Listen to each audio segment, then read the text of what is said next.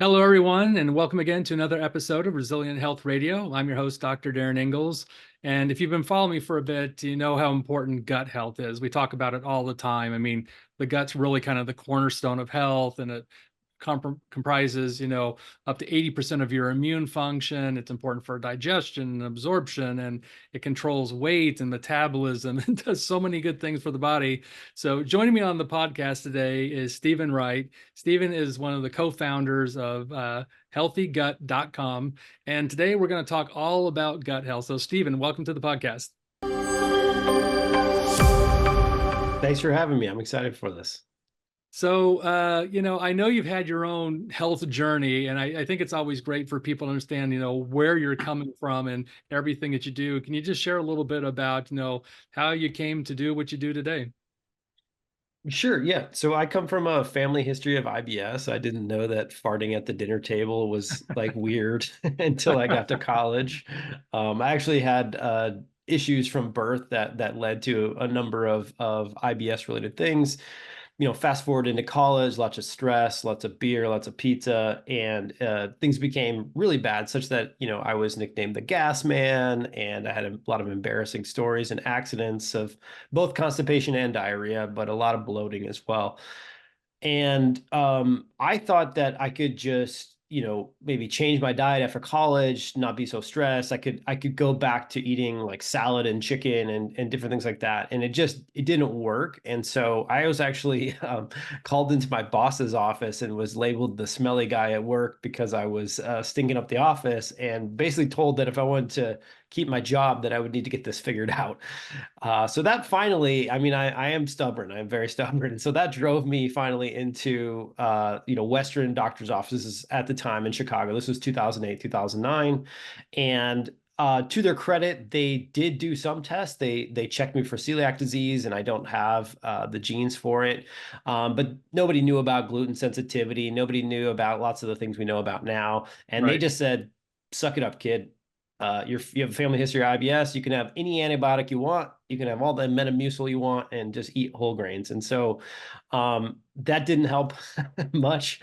In fact, I missed a date like a few weeks later, and I was just crying on the toilet all night. And that was kind of my breaking point, where I was open to really any ideas. And I had a friend at the time, Jordan, who ended up being my co-founder in our first company together, who was like, hey, man, gluten-free diet didn't work for me either. I had to do this other type of restricted dieting called the specific carbohydrate diet, where you make all of your own food and you eliminate all these different ingredients.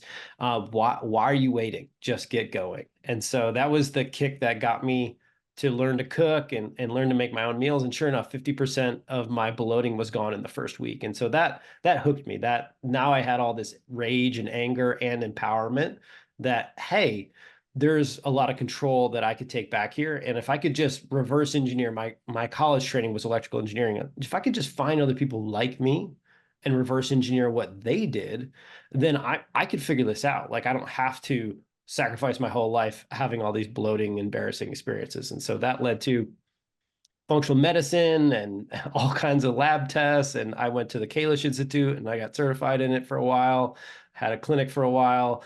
And then it's kind of led to this latest evolution of work, which is trying to create products that I wish I had back in the day. Oh, that's such a great, inspiring story. And it's funny, I remember seeing, I swear it was an ad, I think it was on Facebook with Jordan, years ago. And thinking, oh, this poor guy, it showed the pictures kind of before and after, and really kind of emaciated. And I think he does have celiac, if I recall. Yeah. And, that just one of many types of gastrointestinal problems that can lead to, malabsorption, malnutrition. And it's great that you both found each other and were able to create this company now that I know has been helping so many people. And I want to talk about a couple of specific products today, because I know my own patient population, these things can be incredibly helpful. And the first thing I want to talk about is Butyrate. the large, for people who don't know, just as a primer, your digestion really starts in your mouth with saliva that starts breaking down some of your food substances, and then they go to the stomach. Stomach makes hydrochloric acid, which primarily breaks down protein. Then all your food goes into the small intestine, and that's where your pancreas releases all the enzymes to finish breaking down protein and carbohydrate and fat. And then that food moves along and gets absorbed throughout the distance of 12 to 15 feet of your small intestine, and then it gets to the large intestine, and that's where most of your gut bugs live. And that's where we see a lot of problems like ulcerative colitis and to some degree like Crohn's disease. So the large intestine, this is where butyrate really plays a key role. So can you just share a little bit about, what is butyrate? Yeah, well, you set the table perfect there. Most people don't even realize that their microbiome is really at the top of the large intestine there, and it's not in the colon near the end of the chain near the toilet, and it's not at the beginning of the chain. It's somewhere in the middle, and it really is. I would be at some point, I think they're going to call it an organ. I really do. Yeah. And the microbiome does so many things, but one of the key things that it does is it finishes that digestion of foodstuffs, like all the things that we didn't absorb throughout the process. And the majority of the stuff that's left over are the fermentable fibers, these types of carbohydrates usually, or think of the vegetable matter and the fruit matter, things like that. And the bugs begin a sort of a hippie community, in my opinion. It's like this handoff, right? They do one job, they hand it off to the next species, and they do a job and they hand it off to the next species.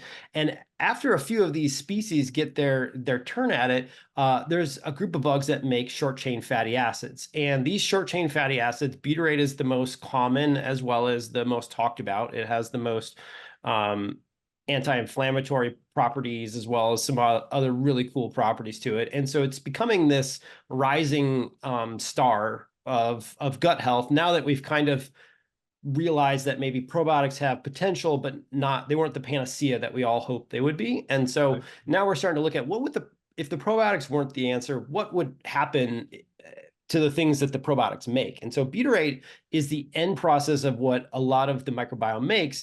And it's this short chain fatty acid that when I've gone through the research, I end up thinking of it like magnesium for your gut. Like it's involved everywhere, almost every single process. And then somewhere between 10 to 15% of it goes systemic, and you can find connections to neurodegenerative diseases, to osteoporosis, to almost like everywhere you look, there's a butyrate receptor, and there's systemic butyrate that's doing some sort of signaling or modulation of processes. And so what happens in the gut is that butyrate is the preferred fuel source for the colonic cells, for the large intestine cells. They prefer butyrate metabolism, not glucose metabolism. So the microbiome basically makes the fuel for the preferred metabolism in the large intestine. And when it does that, it sucks oxygen out of the large intestine, because that's the metabolic process. It needs butyrate and oxygen, and that creates the right environment for these anaerobic bacteria. They need a low oxygen environment. And so this proper metabolism becomes this symbiotic hippie community down there, in which they create their ideal environment, and they turn all this fermentable stuff into this beautiful series of molecules, of which butyrate is just, kind of the star of the show at the moment. Yeah, I know when we talk about the small intestine, we talk about glutamine being kind of the preferred fuel source for small intestine cells. Butyrate really is food for the large intestine cells. And it's just, Mother Nature's so cool, right? That they got this cool relationship between the cells and the bacteria that reside there, that they really help feed each other to make sure both stay in equilibrium and function the way they're supposed to. And certainly for people that have inflammatory bowel disease, things like Crohn's and ulcerative colitis, we use butyrate as a treatment. And I know some gastroenterologists will even give people butyrate enemas to help stop the bleeding and the inflammation. So an incredibly powerful, really nutrient that our gut needs to really thrive and survive. I know with butyrate supplements, though, there's always been a lot of issues with manufacturing And I have a colleague, unnamed, who makes a butyrate product. And I know he said when they made it, they had to bring in all these semi trucks to their warehouse to basically had air scrubbers because it smells so horrible that even the employees who work there like couldn't stand it. So I know the product you make, it's called Tributyrin. It's a little bit different. Can you tell us like why yours is different? Yeah, yeah. Well, I mean, one of the reasons is what you just mentioned. I too struggled. I mean, butyrate, as I think Eastern and Western doctors and integrative doctors have been aware of butyrate for a number of decades, and it's very well studied. But uh, it is a very sensitive molecule, and it's very smelly. It kind of smells like a deep vomit, and like you said, the majority of humans cannot stand it. And so the easiest thing to do in chemistry is to bond something with a salt. And so the initial versions of butyrate, the most well-studied versions of butyrate supplements are called sodium butyrate. And so it's Right. bonding butyric acid with sodium. There's drawbacks to obviously with the breakthrough technology, there's always going to be advancements. Just like we went from flip phones to iPhones, there's new versions of butyric acid now, and it's called tributyrin. And finally, we figured out manufacturing technology to be able to keep the molecule safe, to encapsulate it, to work with it. And really what it is in the first version, we had sodium bonded with butyric acid. In this next version, we have fat bonded with 3 butyric acid molecules. And so what this gives us is we don't have that sodium molecule, and sodium, as we all know, is necessary for human health. Without enough of it, you literally do die. But with too much of it, you will potentially die as well. And if you wanted to cause a cleansing effect, I don't recommend this. Please don't do this. But you could take a bunch of salt and you will kill things inside of your gut because it does have a toxicity or a tolerance that it will do things to parts of your gut and part of your cells. You avoid that with the tributyrin molecules, and then you also get a bit of a time-released effect where, because it has the fat backbone, it needs a little lipase. And so what that means is it'll just travel further along the gut before it's actually liberated and able to be used and absorbed and things like this. And so really the way I talk about it is like sodium butyrate is a really cool compound, amazing thing. And it's like the first cell phones. And now we have the next generation of sort of iPhone technology, and it just allows us to do different things we were never able to do with the first generation. Yeah, that's going to be my question. When we're trying to deliver something to the large intestine, how do we create in a way that can get through the acid of the stomach, get through the 12 to 15 feet of small intestine, and then be bioavailable by the time it gets to the large intestine? Well, you got to do it with layers of defense. You got to plan for it way ahead of time. And so the first step is to choose the right molecule. And so in this case, I tried sodium butyrate personally. I tried it when consulting, and it kind of helped, but it never really lived up to the promises I was hoping for. Yeah. Even though I fit the profile of needing butyrate myself. And so this breakthrough with tributyrin, I wasn't expecting a lot. I was like, okay, well, we've tried this before. It's not going to be there. But with the addition of a enteric capsule technology, it totally changed the game for me and my gut, as well as the people that we've been working with since then. And so the difference between say a vegetarian capsule or a gelatin capsule, as soon as you swallow it, it's got about 5 to 7 minutes in stomach acid before it opens up, right? It starts to disintegrate and open up. Then you have a next generation of capsule technology that's called delayed release. Now, most delayed release companies will give you a certification of 30 to 45 minutes, meaning their capsule technology will survive 30 to 45 minutes of stomach acid before it opens up. If you know anything about like digestion, you know that the food's going to be in your stomach usually a minimum of 2 hours, somewhere at least around there. And so what are we really getting? Well, we're getting, with the delayed release capsule, we are getting some benefit, but not a ton of benefit. Most of that active ingredient is going to be exposed and attacked by the acid. With true enteric capsules, it's a different technology. It's you're, again, literally like an iPhone 5 to an iPhone 15. With the iPhone 5, if you exposed it to water, you were freaking out. You were like, oh no, there goes $1,000. The iPhone 15, they're like, hey, take this in the water. Just don't go below like 100 meters in the water. It'll be okay.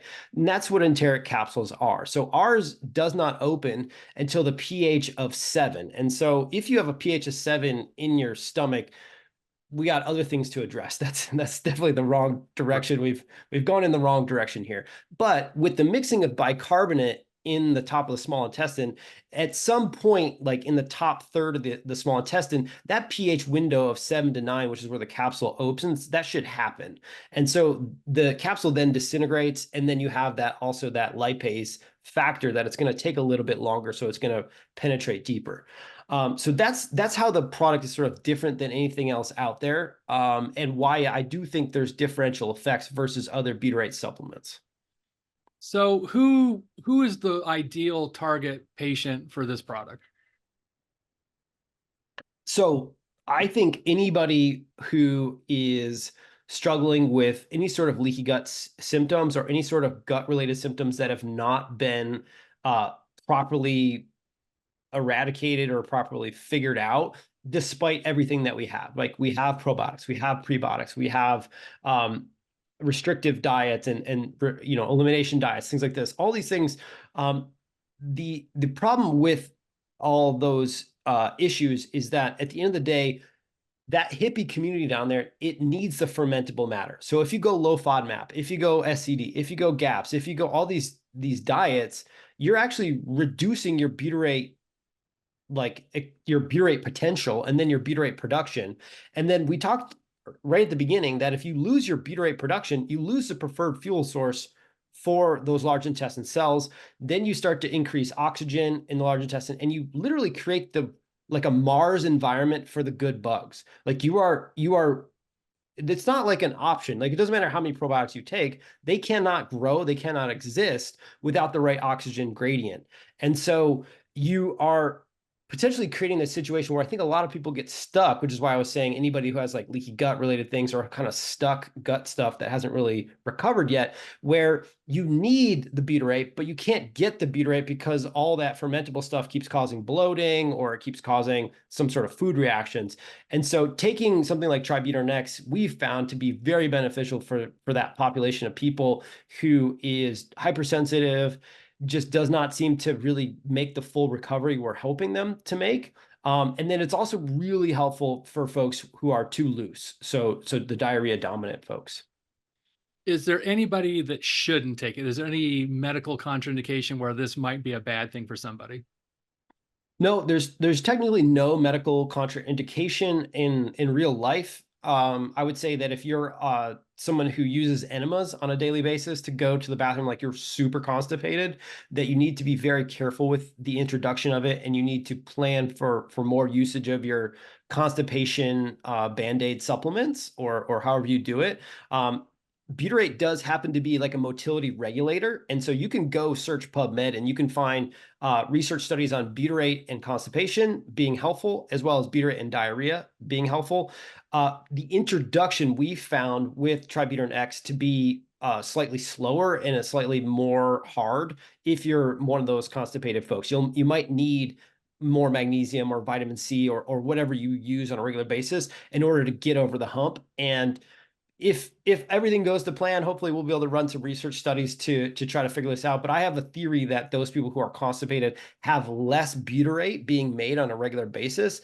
And so when you introduce the butyrate, it's such a change in what they're normally used to that it kind of causes the system to freak out and sort of lock down even more. And it takes a while. We do see actually a lot of people in the weeks like 8 to 12 where they have this sort of spontaneous experience where they write into our help desk or they call us and they're like, oh my gosh, I'm suddenly having spontaneous bowel movements. I haven't had this in 10 years. This is amazing. And it just took a long time for them to get to 1 or 2 or 3 pills per day. Yeah, and that's been my clinical experience. I mean, I've seen people with, long-term constipation and diarrhea. It just seems to kind of balance it out. So if you're on the loose side, it kind of helps firm things up, you're reducing inflammation. But if you're on the constipated side, again, I'm not sure what the mechanism is, but it does seem to help have people have more regular bowel movements in conjunction with everything else you're talking about, making sure they're getting plenty of fiber, prebiotics, balancing your gut ecology, eating good food. But again, my clinical experience has been it helps most people. And again, I can't say I've ever seen anyone that had a bad reaction to butyrate. The only folks are the mast cell activation folks, but if you cannot tolerate any other supplements, please don't try Tributyrin-X. It's not going to be any different than what you're already experiencing. You need to, focus on your nervous system. But yeah, and that should be it should be like a no duh experience for us, right? It's Right. because we talked about the fact that it's like a nutrient. It's like a vitamin D3 or a magnesium or something. Like we literally need this nutrient, and without this nutrient, a lot of processes are going to suffer, if not work at all.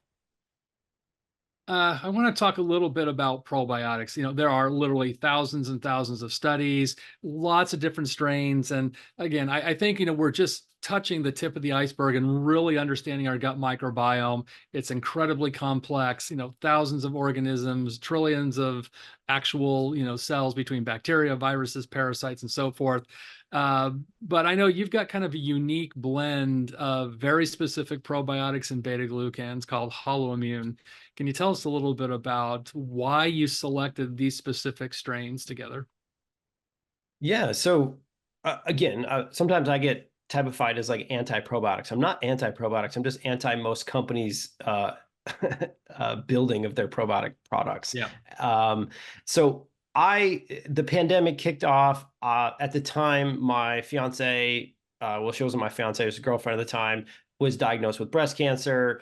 My mom has a lot of autoimmune issues, and I have anxiety. So you mix that all together. I'm February, March, I'm just I can't sleep. I'm just in PubMed. I'm trying to figure out how are we going to handle this thing, and what could I do from a gut immune experience to do more than just provide raw ingredients. And by that I mean like vitamin A and vitamin D3 and zinc and all these like raw building nutrients, which are totally important. But how could we do more?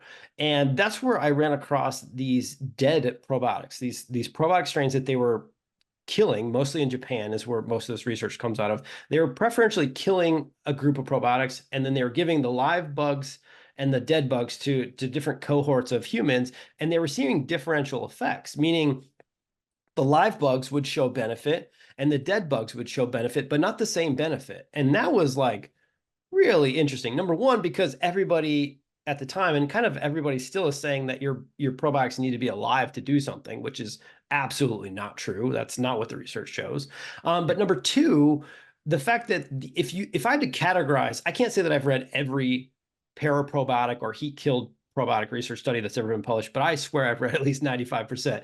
And if I had to characterize that literature, what I would say is that they really focus on modulating the immune system. They're not really good at like resetting the microbiome. They're not really good at constipation or diarrhea or muscle mass or a lot of things that live bugs are good at.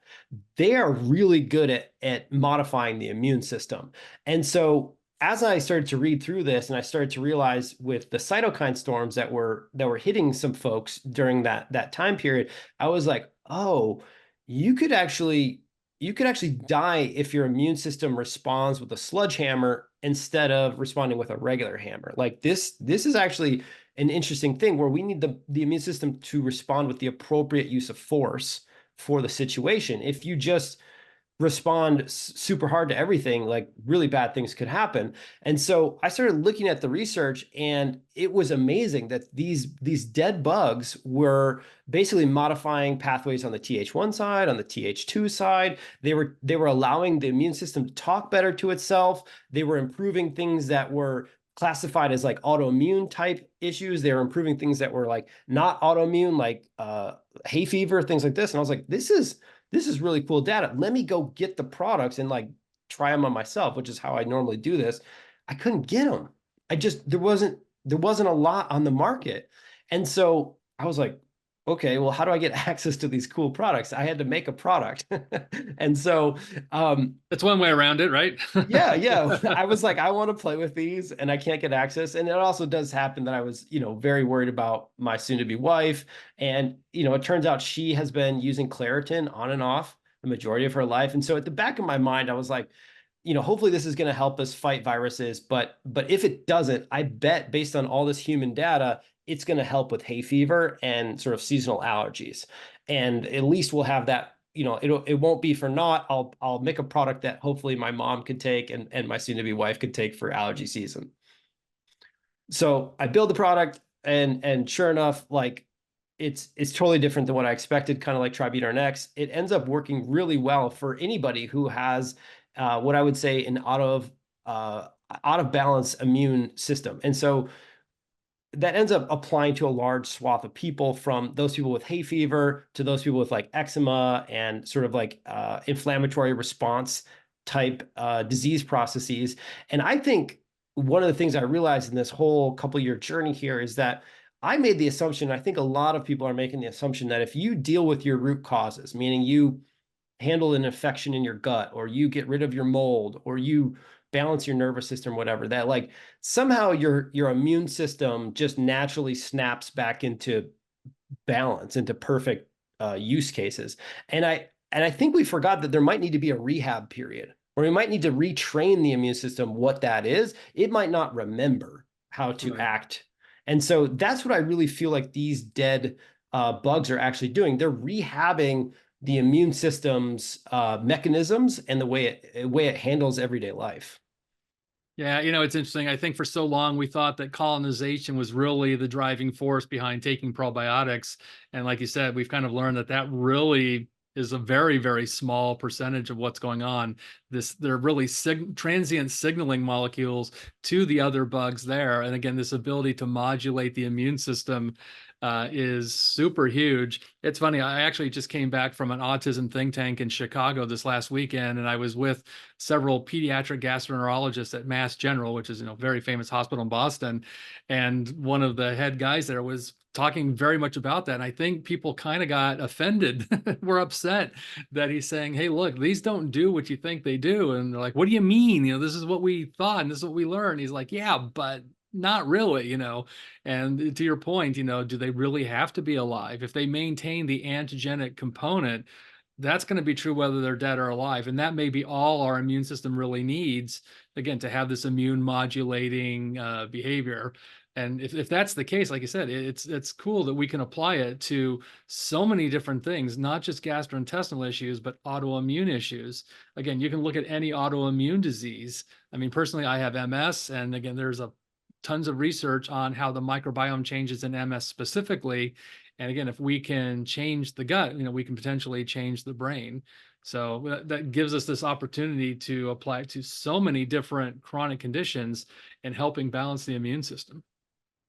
Yeah, it's really going to be exciting over the next 10 years where the dead probiotic research is going to travel and where it's going to go. But you're hitting on it, which is that it's going to take a while for people to wrap their heads around that you're ingesting almost like another piece of dirt or something, but you're ingesting a molecule that ends up causing a signal that, in this case, maybe it's making more T regulatory cells. And we can actually see this. We know this data is real. We did it in mice. They did it in humans. They can figure out these mechanisms because they're so immune specific.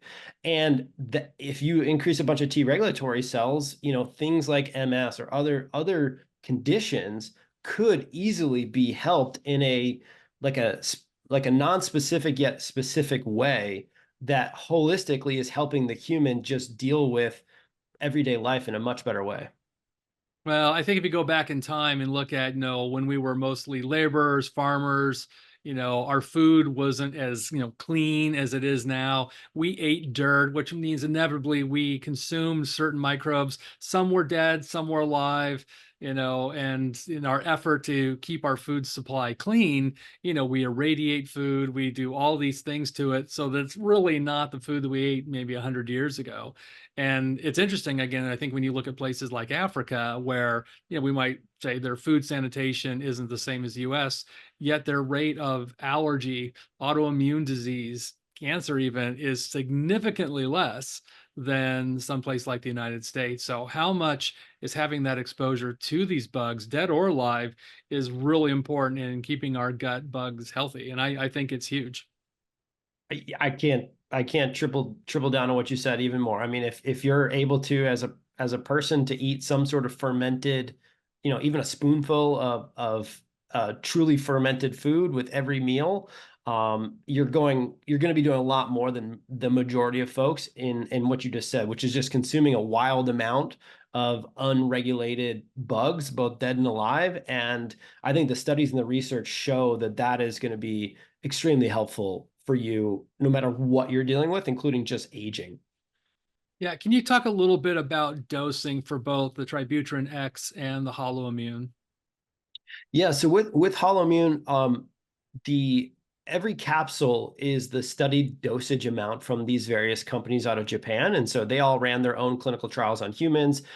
We are the first company to combine multiple versions of dead bugs into one pill. And so one is the basic starting dose with HoloImmune.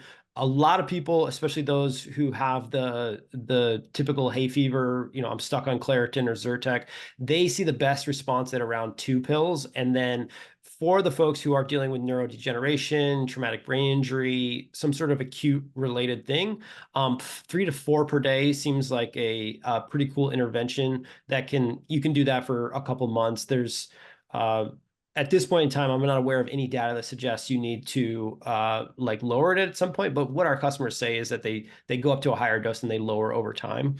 I've done 10 to 12 per day for like extended periods of time just to see if I grew a third eye or anything, just to make sure I'm not going to harm anybody. Nothing happened, and I still got the flu, so it doesn't prevent anything, for the record. And then Tributyrin-X is kind of similar. We ask you that if you are on the constipation side, go slow, go 1 pill every 3 days or so. If you're wondering about timing, food or not food, doesn't really matter. But if you're only doing 1 per day, there's studies on non-deep sleep. So the deep sleep stuff, non-REM deep sleep, sorry. And so a lot of people, if they take it before bed or with dinner, they can, if they have an Oura ring or a tracker of some type, they can actually see like sometimes a 10 to 30% bump in their non-REM deep sleep, which is pretty cool. And then from there, you graduate up to whatever you're dealing with. So if you're loose stools, you're trying to get to a point where your stools are normalized. But the majority of the data that we're getting from our clinics that are using the product is somewhere between 3 to 6 per day is the intervention dose, where people report like very happy results, and as well as test numbers actually move into the green zones, and people are pretty stoked about what's happening. Well, I know people who are tuning in are going to be interested in trying it. So we're going to drop a link for both these products in the show notes. I highly recommend, if you've been struggling with long-term gastrointestinal issues, autoimmune issues, all these sort of, chronic lingering things, fixing your gut makes such a huge difference. So I strongly encourage people, try it out. There's no harm in trying it. Again, these are things that are well-researched, high evidence of science behind it. So again, this isn't some willy-nilly thing that, you just came up out of the blue. So I'm always interested in things that have good science behind it. And both these products, again, have great research behind it. And I'm going to try it myself. So I'll be really curious to see how I feel as well. All right, maybe we'll have to do a round 2 when after you give it a shot. Well, Steven, I really appreciate you spending time with us on the podcast today. And I said we'll drop everything in the show notes. And thank you again for putting the time, energy, and effort into creating these products, because again, I know they're going to help so many people. Well, thank you so much.